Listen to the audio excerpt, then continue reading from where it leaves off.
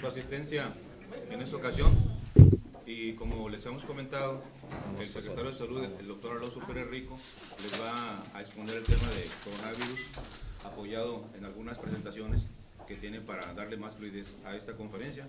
Y lo acompañan la directora de Servicios de Salud, Sandra Martínez Lobatos, y el jefe de epidemiología a nivel estatal, el doctor Oscar Efrén Zazueta Fierro, para complementar las intervenciones y cualquier planteamiento que ustedes tengan. Y pues como ya están ustedes acostumbrados, después de la exposición del secretario viene la etapa de preguntas y respuestas, donde le estamos pidiendo que apoyen aquí a nuestra compañera, la licenciada Gina Lazos, para que le dé más celeridad a esta etapa de preguntas y respuestas.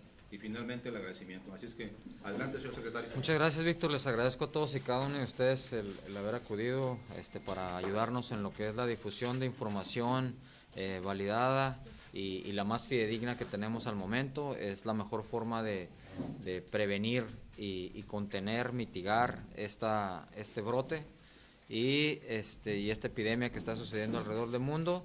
Les vamos a hacer una pequeña presentación y luego les vamos a pasar 2 videos. Los videos son muy ilustrativos de qué es el método de transmisión del COVID-2019 y una de las maneras más efectivas de prevenir su transmisión, ¿no?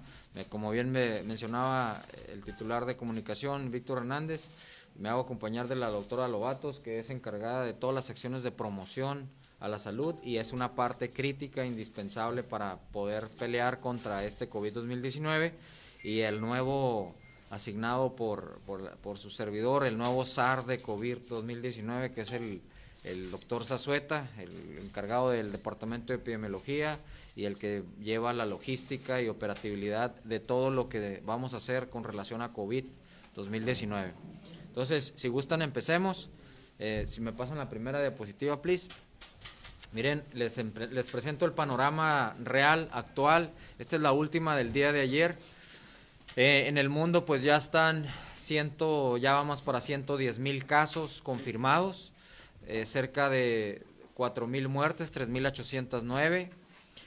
Casos confirmados en otros países, 28,000. 80,000 han sido en el país de China.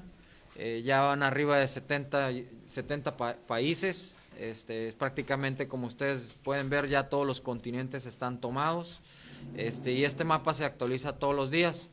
El que tengan 110,000, casi 110,000 confirmados, ¿significa que hay 110,000 pacientes enfermos de COVID-2019? No. Significa que han sido pacientes confirmados, que ya muchos de ellos ya se curaron. Ejemplo, ya van más de 35,000 pacientes en China que ya se dieron de alta. El COVID dura, el periodo de evolución del COVID dura un par de semanas. Y en ese par de semanas los síntomas pueden variar en acorde a la persona, ¿no? La que sigue, me gustaría que vieran esta gráfica, que es una de las gráficas más importantes que tenemos. Este es el grado de letalidad del COVID. El COVID no asciende al 4%, sigue teniendo 3.4%, muy por debajo de influenza, y se ha mantenido ahí, ¿no? La que sigue. Esta es muy importante. Los países que han tenido gran cantidad de enfermedad de COVID-2019 han reportado a qué población afecta más, y si ustedes ven esta gráfica, pues se ve notablemente que las personas de 65 años o más son las que más se afectan. Esta es a febrero del 2020. Entonces, ¿esto qué significa? Mientras menos edad tengas, pues más susceptible eres para combatir adecuadamente el COVID y no caer en un desenlace no favorable.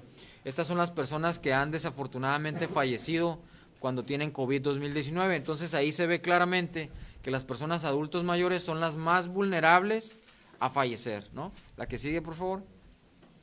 Este es nuestro panorama real. 7 casos confirmados en México, 218 sospechosos descartados y 12 sospechosos actuales. Los únicos estados que tienen casos confirmados es, como ustedes ven, Sinaloa, Coahuila, Estado de México, Ciudad de México y Chiapas. El resto de los estados o han tenido casos sospechosos y descartados o simple y sencillamente no han tenido casos sospechosos. Ese es el caso de Baja California. A la fecha hemos tenido o tenemos 13 casos sospechosos, 10 han sido descartados, tenemos 3 ahorita con casos sospechosos y vamos a definir claramente qué vamos a hacer con ellos y ahorita en un poquito más adelante, ¿no? La que sigue, por favor. La definición operacional, en la última conferencia que tuve la oportunidad de hablar con ustedes, la definición operacional era cualquier persona de cualquier edad con una enfermedad respiratoria leve leve o severa, con el antecedente de haber viajado a China, Hong Kong, Corea del Sur, Japón, Italia, Irán y Singapur. Esa definición operacional ya cambió. Ahora se agrega Francia, Alemania, España y la que más nos importa a Baja California es Estados Unidos de América. Entonces, si usted fue a Estados Unidos de América los últimos 14 días y presenta un cuadro gripal, para nosotros ya es un caso sospechoso. La definición operacional cambió, así como les había comentado. Esto se va actualizando prácticamente todos los días. ¿Por qué se incluye Estados Unidos de América? Porque ellos ya tienen transmisión o propagación en comunidad. Nosotros todavía no estamos en esa fase y ahorita vamos a explicar brevemente qué son esas fases, ¿no?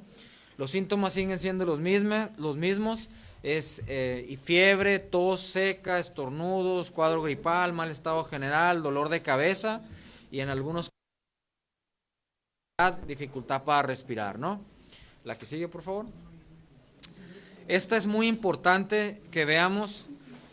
Este es el escenario de control que el gobierno federal de la Secretaría de Salud va a implementar. Si ustedes dicen escenarios, escenario 1, importación viral, escenario 2, dispersión comunitaria y escenario 3, la fase epidémica.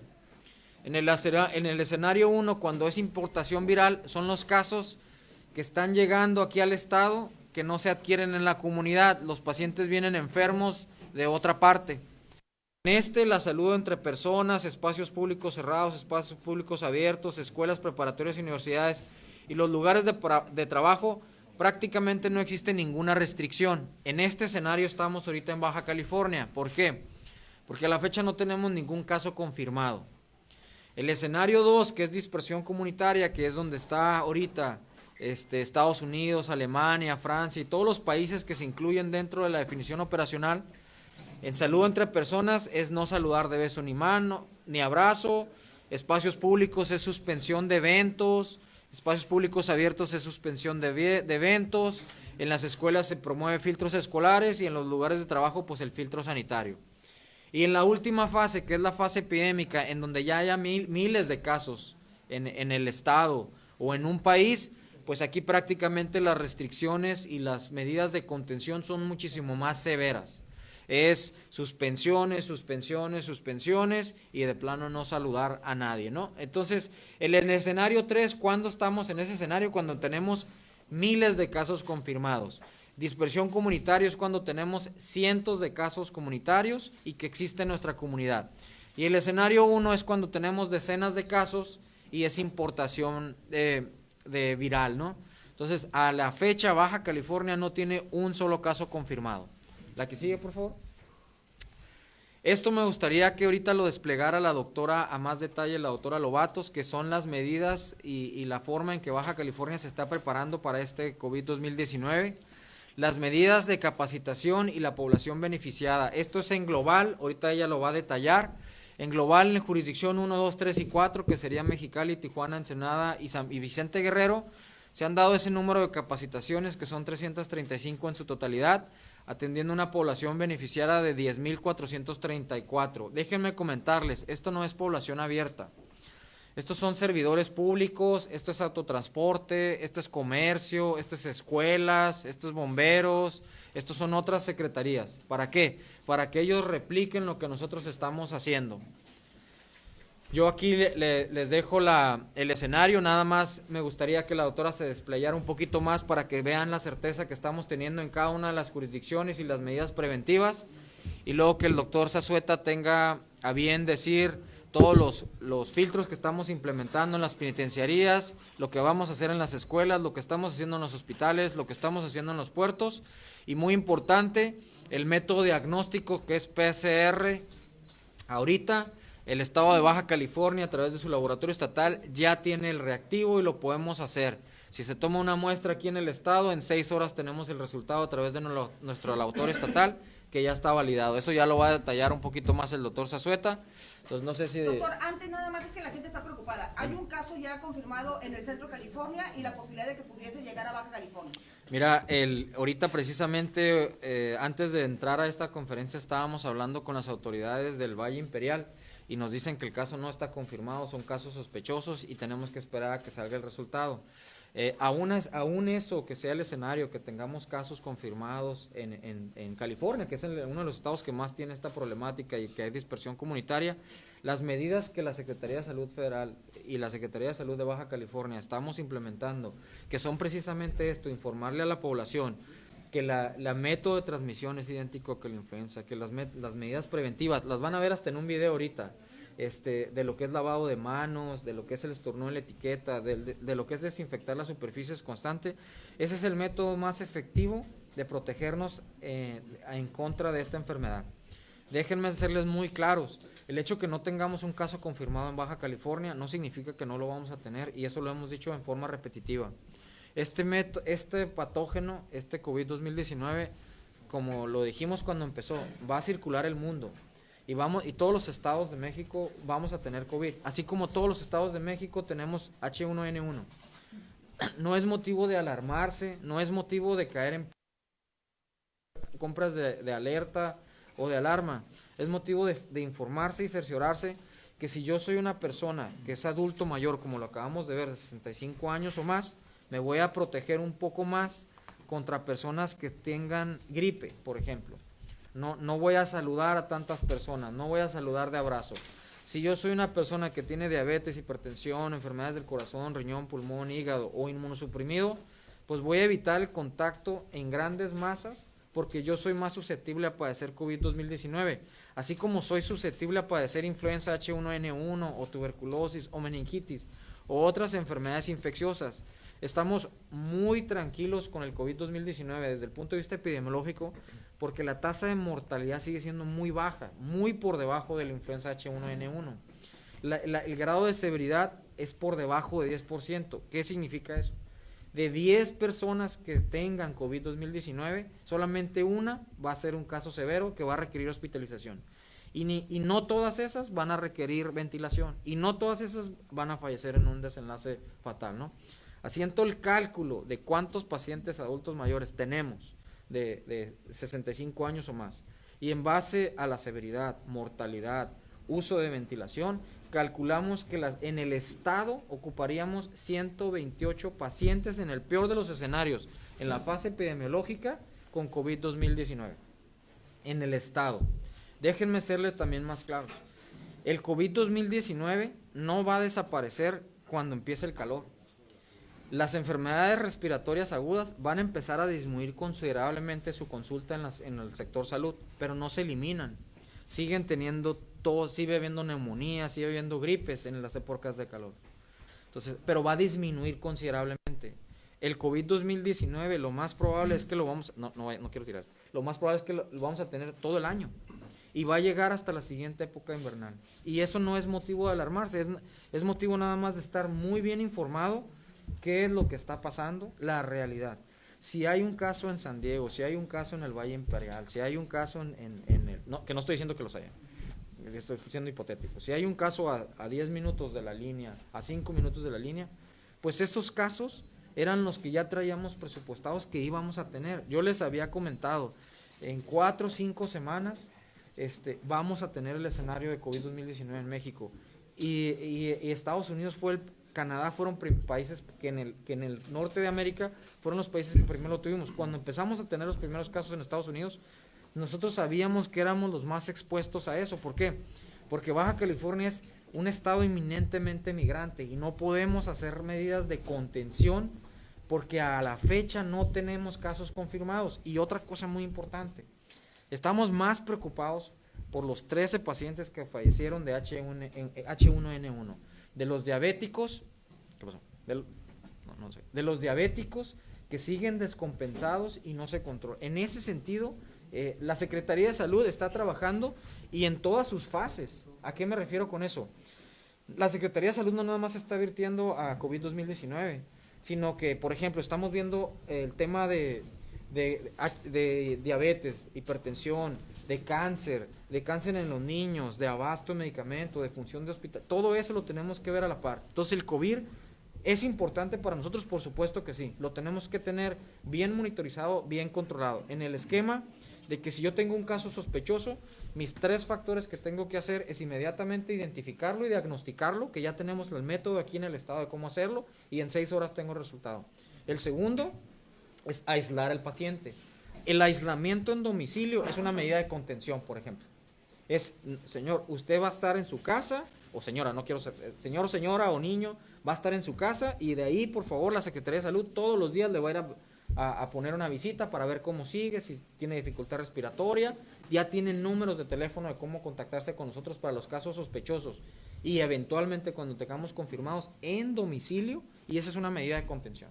Y en la última fase, el estudio de contactos. ¿Cuántas personas entraste en contacto y a cuántas personas le vamos a dar seguimiento?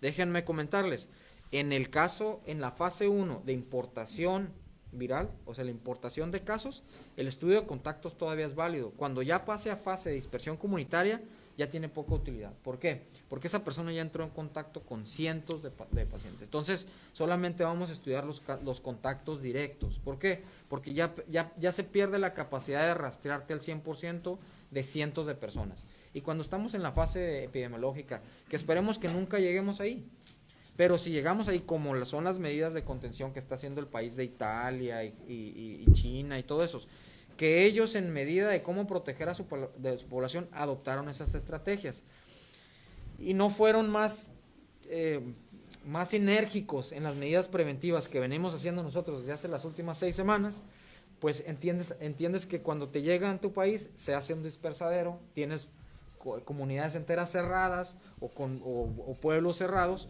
porque no se tuvo esa cultura de decirle a la gente, lávese las manos, no acuda a lugares públicos si está enferma, no beses no saludes de beso. ¿Por qué? Porque esa es la medida de transmisión, ¿no? Entonces va por ahí el caso. El que tengamos casos aquí cruzando la línea no nos asusta. De hecho, ¿qué cambia a 5 minutos de aquí? Para nosotros ya está en nuestra región, para nosotros ya está, son medidas que tenemos que adoptar. Entre los 6 puntos de ingreso de Estados Unidos a México, son 70,000 personas que transitan de Estados Unidos para México todos los días. Entonces, todos los días cruzan 70,000 personas entre los 6 puntos de cruce. De 30 a 40,000 nada más en Tijuana, y el resto de Tecate y aquí en Mexicali son ese tipo de volumen.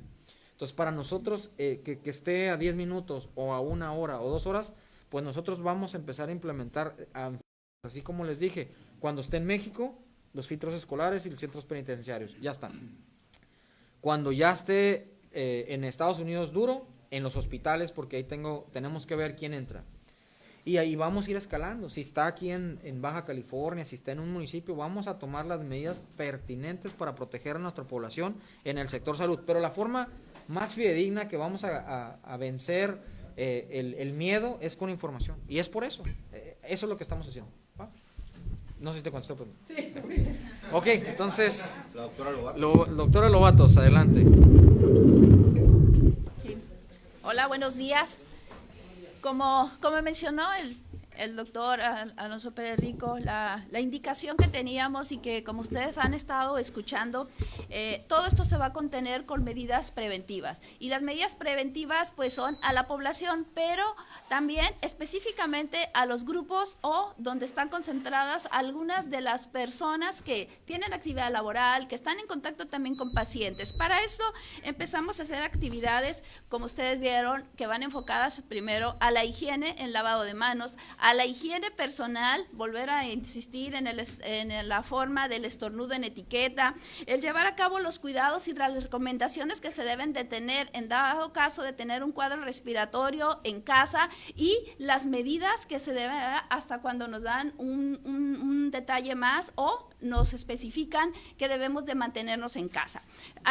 Una vez que tenemos todas esas actividades, nos dirigimos primero a sectores. Empezamos con el sector educativo. Al sector educativo educativo hemos llegado en todos los niveles, desde nivel preescolar, nivel básico, hasta preparatorias, como lo que traemos como universidades, ¿no? Ahí hemos tenido igual medidas preventivas, cómo los hemos capacitado para que en un momento dado, como mencionó el doctor, se tengan que instalar los filtros escolares, ellos ya estén preparados, el cómo hacerlo y a partir de cuándo empezar con estos arranques, ¿no?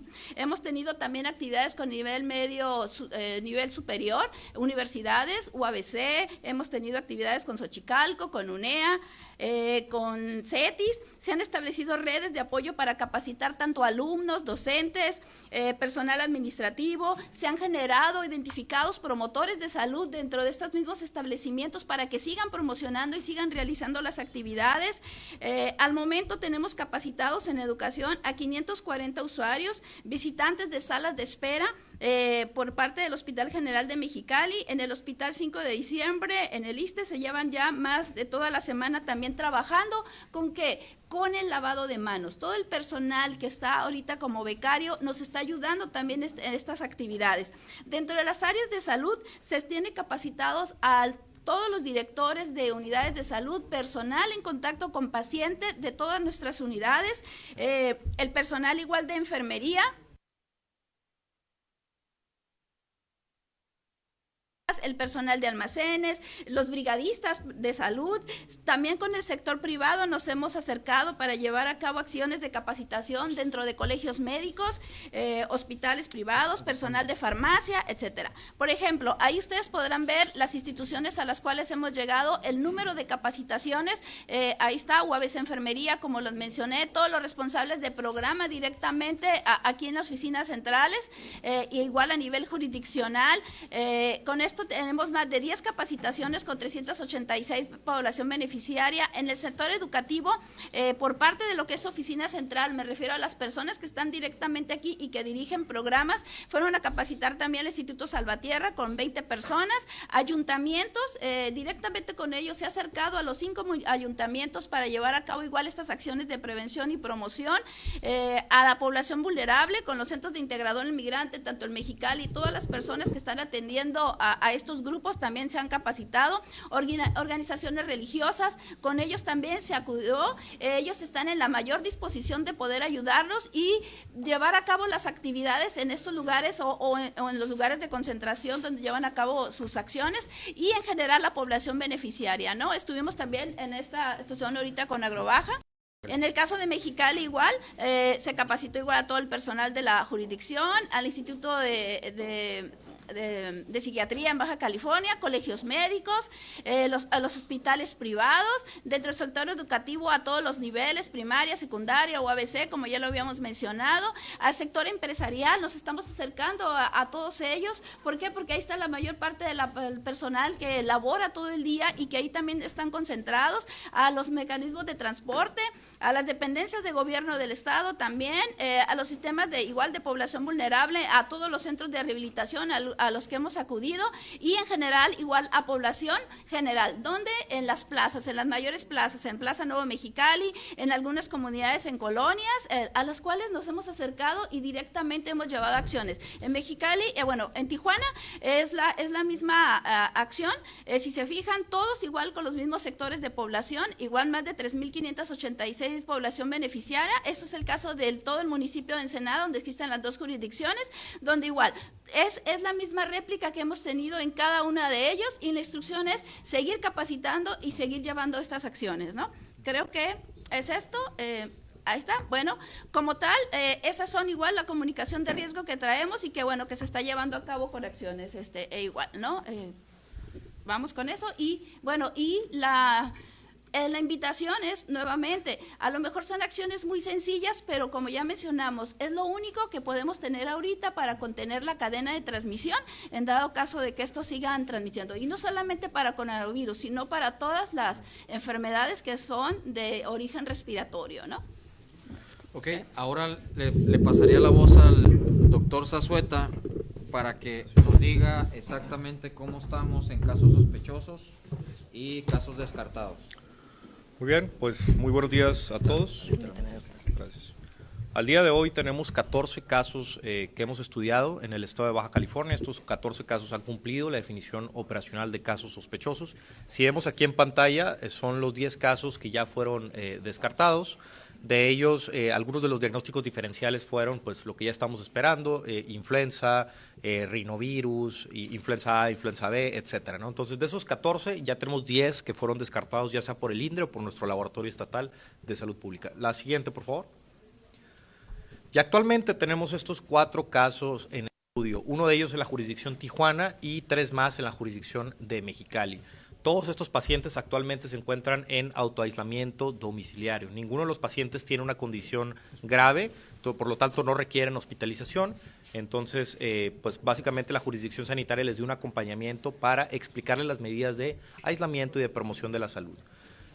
Todos estos pacientes ya se les tomó la muestra y estamos en espera del resultado. El día de hoy deben de salir los resultados, ya sean descartados o confirmatorios.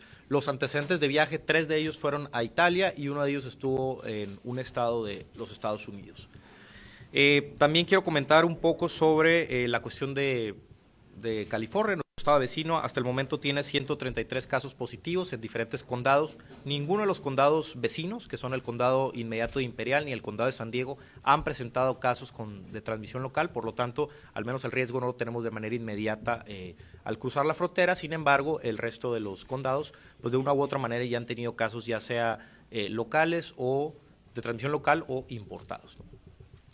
Quiero mencionar también, como ya mencionó el doctor Alonso Pérez Rico, desde hace ya prácticamente 6 semanas empezamos con este protocolo de diagnóstico, prevención y control de COVID-19, el cual involucra a diferentes dependencias y tiene diferentes componentes. El primero de ellos es la comunicación de riesgos, y aquí es donde ustedes como medios de comunicación nos ayudan a llegar a la población para que ellos entiendan un poco la cadena de transmisión y cuáles son las medidas generales de higiene que tienen que tomar para evitar, aquí las ven en pantalla, son las que hemos estado mencionando, ¿no? El lavado de manos frecuente, ya sea con agua y con jabón, o en su defecto con utilizar el gel en base de alcohol al 70%, el estornudo de etiqueta, esto es estornudar o toser en el ángulo interno del codo, no escupir, no tocarse la cara, ya sea con manos, sobre todo nariz, boca y ojos, ¿no? Limpiar y desinfectar superficies, recordar que este COVID-19 puede durar un tiempo estimado de 3 a 6 horas dentro de las superficies, ¿no? Muy bien, también quiero mencionar el segundo componente que forma parte de este protocolo de diagnóstico, prevención y control, es la parte de medidas de promoción de la salud. Además de la comunicación que hacemos con la gente, estamos yendo de manera directa. Ya la doctora Sandra Martínez Lobatos explicó de manera muy comprensiva todas las acciones que hemos estado teniendo en diferentes lugares. Algunas de las que tal vez no se hizo tanto énfasis, pero sí es muy importante que mencionemos son. Por esto nos referimos a las poblaciones que están de cierta manera confinadas en un espacio relativamente reducido, ¿no? Entonces, los últimos 20 años han surgido. Este es el tercer tipo de coronavirus con capacidad pandémica que tenemos. El primero fue el SARS en el 2003 y después tuvimos el MERS en el 2011. Entonces, si algo hemos aprendido de estas epidemias es que las poblaciones hospitalarias están especialmente vulnerables a brotes, ¿no? Entonces, el doctor Alonso Pérez Rico, previendo esto hace un par de semanas, nos dio la instrucción de que operáramos filtros sanitarios con el objetivo de que las infecciones respiratorias agudas no se dieran dentro del ámbito nosocomial. Entonces, ya todos nuestros hospitales generales y el Hospital Materno Infantil cuentan con filtros sanitarios en el cual la entrada de una persona con una infección respiratoria aguda no se le permite al ámbito hospitalario, se le pide de favor que por protección a las personas que están ahí ingresadas, por sus familiares y por pues la protección de todos, las personas que vienen a visita no se les permite la entrada. También tenemos cubrebocas, tenemos alcohol gel en cada una de las entradas de nuestros hospitales generales. De igual forma, otra de las poblaciones vulnerables que nos preocupan son las personas privadas de la libertad. Como bien saben, tenemos 6 centros de reinserción social en nuestro estado. Ya desde hace 2 semanas estamos trabajando con los cerezos del hongo 1, 2 y 3 y con los diferentes cerezos en los municipios para también tratar de hacer, ya implementamos filtros sanitarios en las zonas de visita, es decir, la única manera en la que esto se puede entrar y producir un brote en estos ambientes es que uno de los visitantes llegue con una infección respiratoria aguda o alguno de los custodios o de las personas que trabajan ahí. Entonces, básicamente establecimos filtros sanitarios para toda persona que entre a los cerezos con el objetivo de proteger a la población que está ahí inmersa. El tercer componente de este protocolo de diagnóstico, prevención y control es precisamente el componente de vigilancia epidemiológica y de control. Actualmente todas las unidades de primer nivel, tanto públicas como privadas, tienen estas definiciones operacionales y saben que si presentan un caso sospechoso tienen que notificarlo a la jurisdicción sanitaria correspondiente para que nosotros hagamos el estudio, ¿no?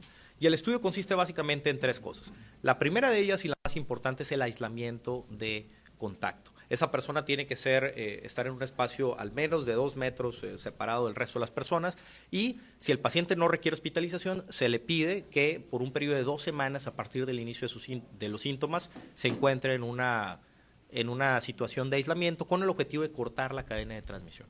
La segunda parte muy importante es la toma de muestra. La toma de muestra se hace en el momento, se toma una muestra de la nariz, nasofaringea y otra faringea, y las enviamos al Laboratorio Estatal de Salud Pública. Como ya lo comentó el doctor, se hace una prueba de laboratorio específica que es el PCR en tiempo real, el cual fue ya avalado por el INDRE, el diagnóstico que tenemos en el Laboratorio Estatal de Salud Pública. Y por otra parte, tenemos el estudio de los contactos, que es el tercer componente muy importante de la vigilancia epidemiológica. Nosotros hacemos un interrogatorio bastante exhaustivo para saber cuántas personas tuvo en contacto el caso sospechoso durante su periodo de transmisibilidad, es decir, desde que empezó los síntomas. Nosotros hacemos una búsqueda de todas esas personas y les pedimos, si no tienen sintomatología, les damos un seguimiento por 14 días. Si no lo presentan, el caso deja de ser un sujeto de interés con propósitos de este protocolo. Y si presenta síntomas, se activa el mismo protocolo. Se le pide que esté en aislamiento, se le toma la muestra y después se confirma o se descarta el diagnóstico. El último componente precisamente es el de vigilancia por laboratorio. Actualmente tenemos un algoritmo diagnóstico bastante comprensivo en el cual nosotros sabemos cuáles son los diagnósticos diferenciales. Sabemos si no es COVID-19, si fue un caso de influenza, si fue rinovirus o si fue algún otro virus de los que nos preocupa, ¿no? Muy bien. Y bueno, por mi parte sería todo. En resumen, todo el protocolo que hemos estado aplicando desde hace 6 semanas, ¿no?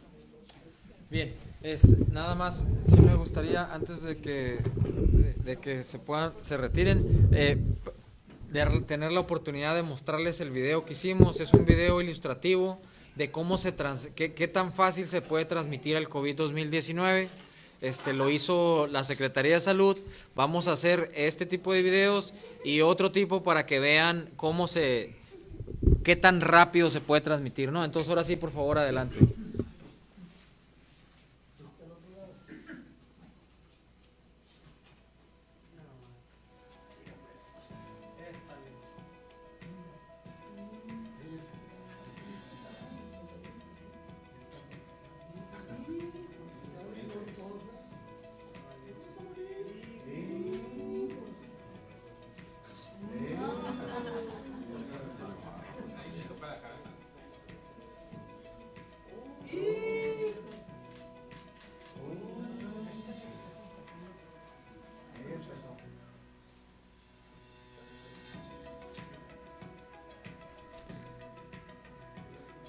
¿Ya ven por qué saludo así, cabrón?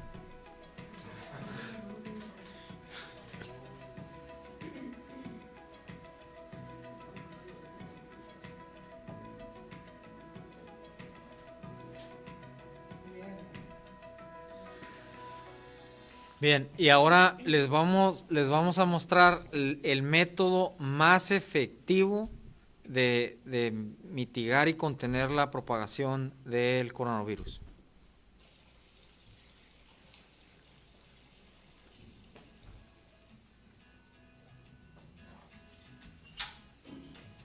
Este es el método correcto de lavado mecánico de manos, que tenemos que hacer en forma rutinaria para evitar la transmisión.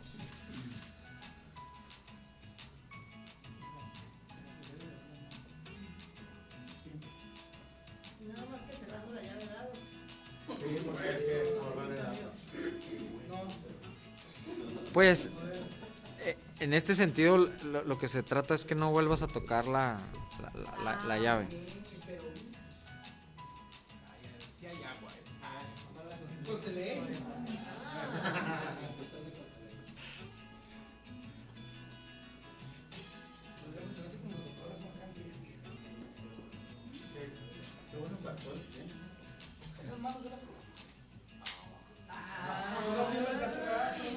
Bueno, Vamos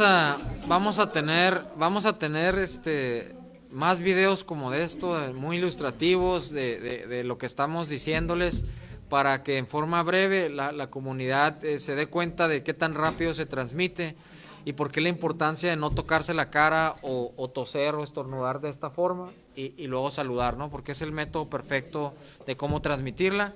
Les pediríamos que por favor compartan la información y estamos a la orden y para servir, ¿no? Empezamos con Rafael Torres de La Crónica. Dentro de estas capacitaciones que se estaban dando y mencionaban el centro penitenciario, aparte de estos filtros, ¿ya saben cómo se va a disponer de las instalaciones? ¿Tienen lo suficiente, no sé, salones o lugares para disponer a pacientes que pudieran tener algún contagio? De hecho, hemos ido, la Secretaría de Salud, a petición del subsecretario de Penitenciarías Castilla, hemos ido yo creo que ya en 4 o 5 ocasiones, previo a que fuera el COVID 2019, cuando ingresamos, para ver sus instalaciones médicas y reforzarlos un poco. Entonces conocemos sus instalaciones. Ellos tienen excelentes procesos en cómo poder proteger a su población de PPLs, y nada más es coordinarse con nosotros, con epidemiología, de cómo van a hacer esos aislamientos, porque tienen todo para hacerlo bien. El escenario ahí está perfecto porque es una medida de contención perfecta, porque pues es población que está fija, y lo que nos estamos enfocando mucho con el subsecretario es precisamente que no ingrese el COVID 2019, ¿no? Por eso los filtros. Juan Carlos Noriega de Periodismo Negro. Doctor, ahora que ya Estados Unidos está incluido dentro de la lista de los países, ¿cómo le van a hacer? Digo, nosotros aquí cruzamos todos los días. ¿Van a tener para empezar material? Si van a descartar algunos condados o todas las personas que cruzamos a Estados Unidos y que tengamos un cuadro de gripe, vamos a ser sospechosos. Sí, mira, ahí me gustaría que el doctor Zazueta te conteste esa pregunta, porque diseñamos un protocolo aquí de Baja California y de hecho se le omitió comentarle, va a sesionar ahorita el Consejo Epidemiológico del Estado, porque era para mañana, pero lo más probable es que lo vamos a hacer hoy, de donde el IMSS, ISSSTE, ISTECALI y Secretaría de Salud participa, para todos tener la misma definición operacional y cómo lo vamos a implementar aquí en el Estado. Exactamente, eso es lo que ahorita te va a comentar. Tenemos un plan específico para eso. Adelante, doctor. Bien, pues primero que nada, muchas gracias por la pregunta. Si bien Estados Unidos ya presenta algunos estados y algunos condados en particular con transmisión comunitaria, esto no quiere decir que todas las partes de Estados Unidos se encuentren en el mismo nivel de riesgo, ¿no? Nosotros en particular, por ser un estado fronterizo, fue un tema que tratamos directamente con el subsecretario de Salud, el doctor Hugo López-Gatell, y con el director general de epidemiología a nivel federal, el doctor José Luis Alomía Segarra. Entonces ellos nos dieron la anuencia para que nosotros como estado fronterizo decidiéramos cómo íbamos a operacionalizar esta definición para la búsqueda de casos sospechosos. Entonces nosotros lo que hacemos es, ante cualquier caso que haya estado en Estados Unidos o en alguna de la lista de los países que vimos y que presente un cuadro respiratorio compatible con lo que pudiera ser COVID-19, ya se leyeron las definiciones operacionales, se les pide que nos notifiquen a los teléfonos que tenemos en cada una de las jurisdicciones. Una vez hecho esto, nosotros hacemos un segundo filtro para discriminar qué tan elevado es el riesgo, ¿no?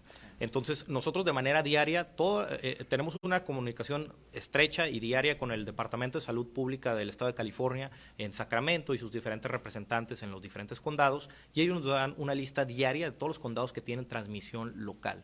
El resto de los condados actualmente no se consideran en riesgo. Entonces, yo ya se los había mencionado, actualmente los condados inmediatos de San Diego y de Imperial no tienen casos sospechosos, incluso no tienen todavía casos importados que tengan residencia en alguno de estos condados. Entonces, de esa manera es muy difícil que una persona que haya ido a Caléxico, por ejemplo, a hacer las compras y haya vuelto acá, presente un caso de coronavirus. Entonces nosotros hacemos ese filtro. Lo que le pedimos a la población es, ante cualquier sospecha, llámenos a los números y nosotros nos vamos a encargar de hacer ese filtro.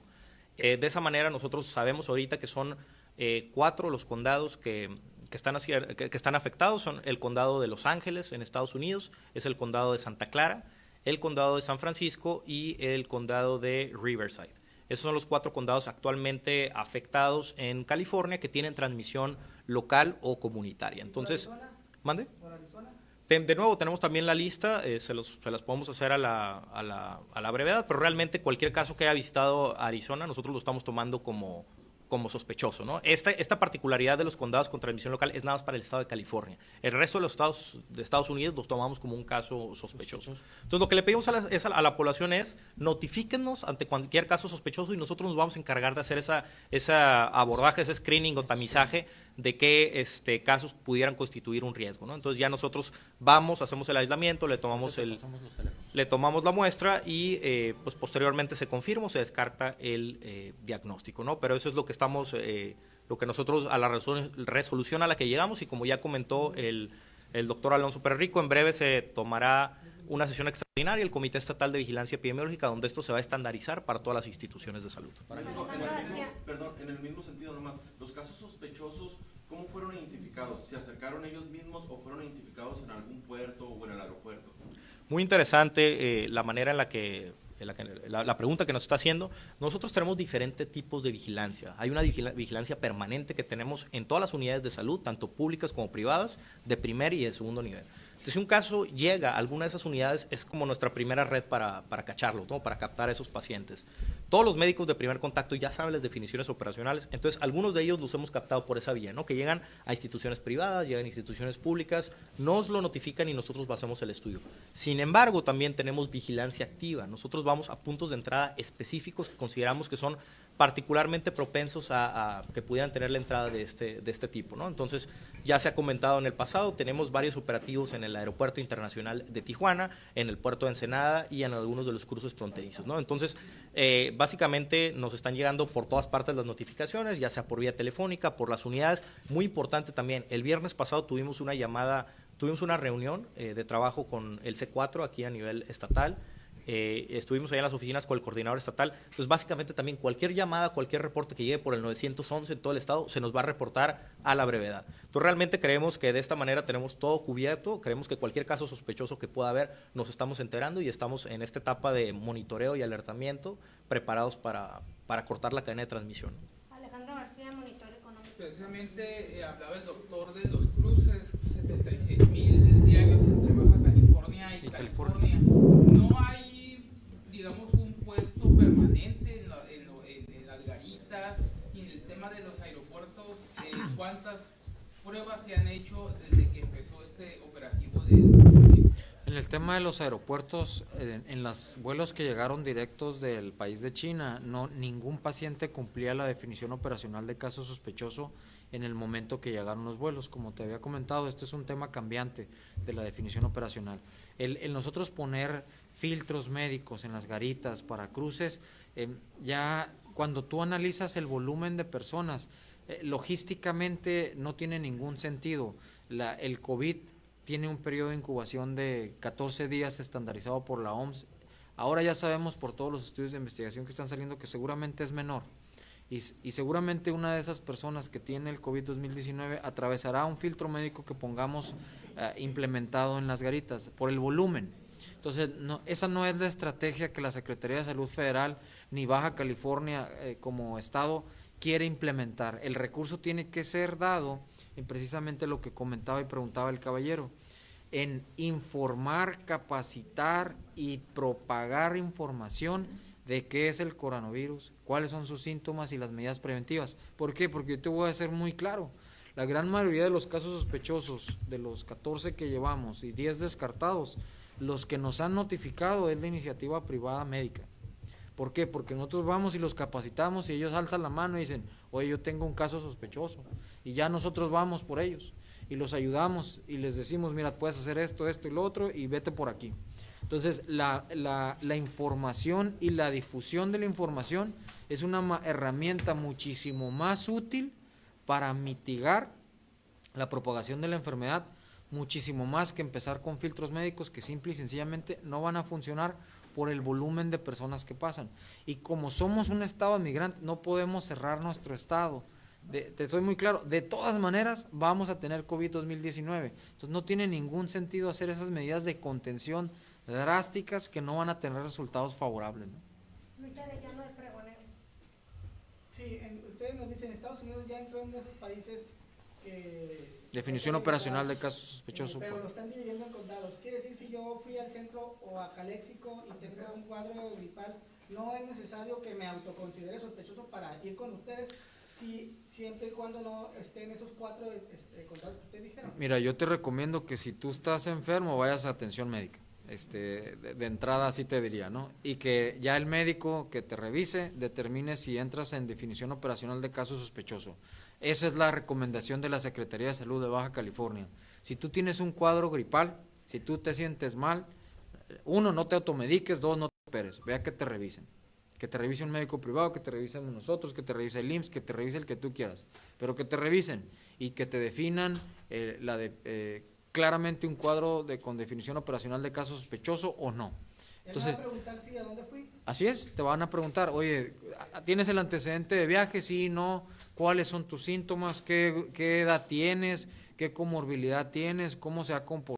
Inició hoy, tiene 4 días, vas mejorando tu cuadro, todo eso se toman como factor a considerar, y por supuesto que si eres un caso sospechoso se te va a recomendar el autoaislamiento. Si eres un paciente con cuadro sospechoso que tiene insuficiencia respiratoria, se te va a recomendar hospitalización, pero eso no nomás es aquí, eso es en todo.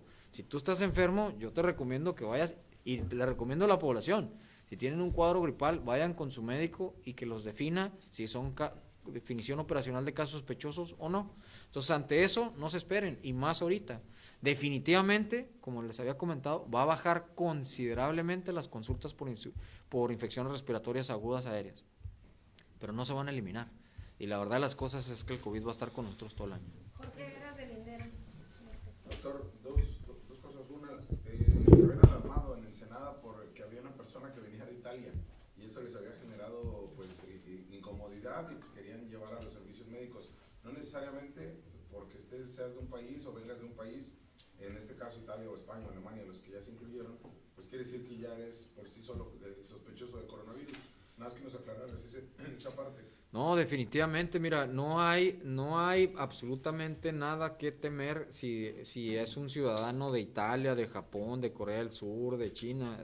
El COVID no está afiliado o asociado a una raza específica o a un país específico, ¿no? El COVID es igual que el H1N1.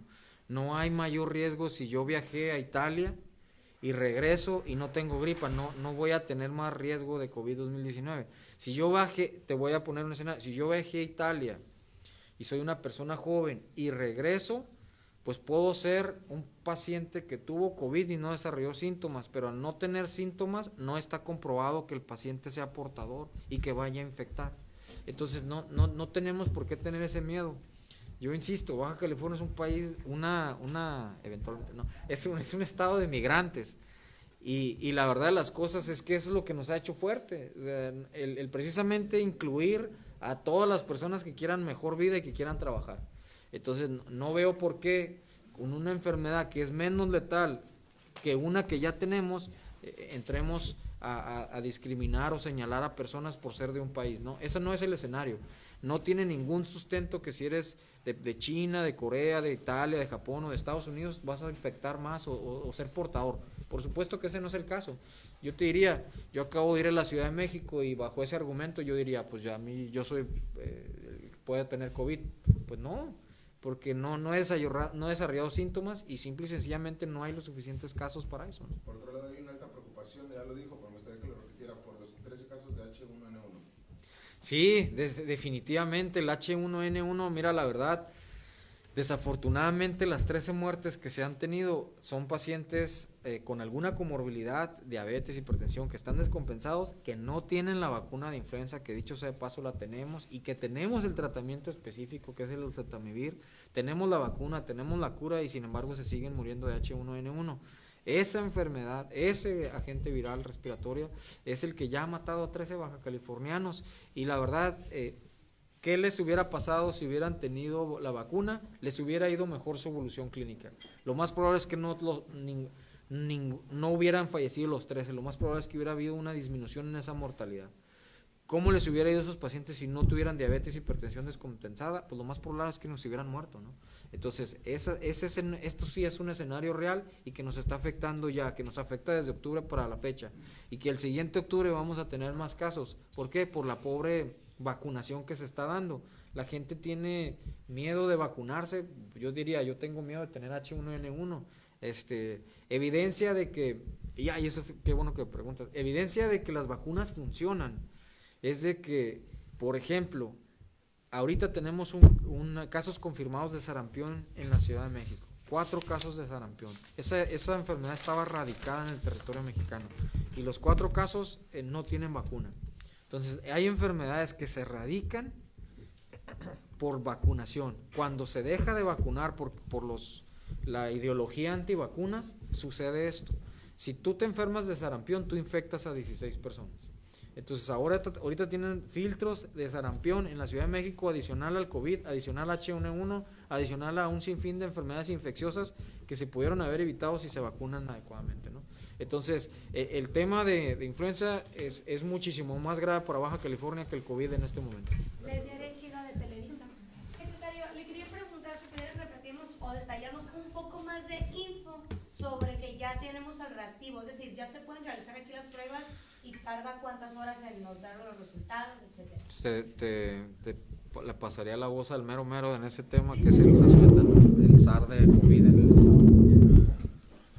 Muchas gracias por la pregunta. Pues de manera muy puntual quiero decirlo, durante las primeras etapas de esta epidemia, el diagnóstico estaba centralizado en el INDRE, que es el Instituto Nacional de Diagnóstico y Referencia Epidemiológica. Era el único lugar en México y de hecho uno de los pocos lugares en Latinoamérica que lo estaba haciendo. La técnica que hacen en el INDRE es la misma técnica que hacen en los CSS en los Estados Unidos, entonces básicamente es la técnica de primer mundo, que es un PCR en tiempo real. Recordar que el genoma de esta enfermedad fue secuenciado apenas el 9 de enero, entonces de manera muy pronta tuvimos el diagnóstico para nosotros disponible. Entonces, por gestiones que hizo nuestro secretario con el doctor Hugo López-Gatell, esa prueba la tuvimos a la brevedad aquí en nuestro Laboratorio Estatal de Salud Pública. Ya vamos a cumplir prácticamente 2 semanas en las que estamos haciendo el diagnóstico aquí y los resultados que nosotros estamos estableciendo en el Laboratorio Estatal de Salud Pública son resultados oficiales y validados por el INDRE. Esto implica que tuvimos que hacer una serie de validaciones durante ese periodo de 2 semanas. Nuestras muestras las corríamos aquí, las corrían en el INDRE y una vez que se terminó la concordancia diagnóstica perfecta, básicamente se nos liberó el diagnóstico. Entonces, de manera muy puntual les digo, sí, nosotros ya hacemos la prueba diagnóstica aquí en el estado y los resultados son oficiales con la misma técnica que están usando en el INDRE, con la misma que están usando en el CDC y el resultado lo tenemos una vez que la muestra llega al Laboratorio Estatal de Salud Pública en un promedio de 6 a 7 horas.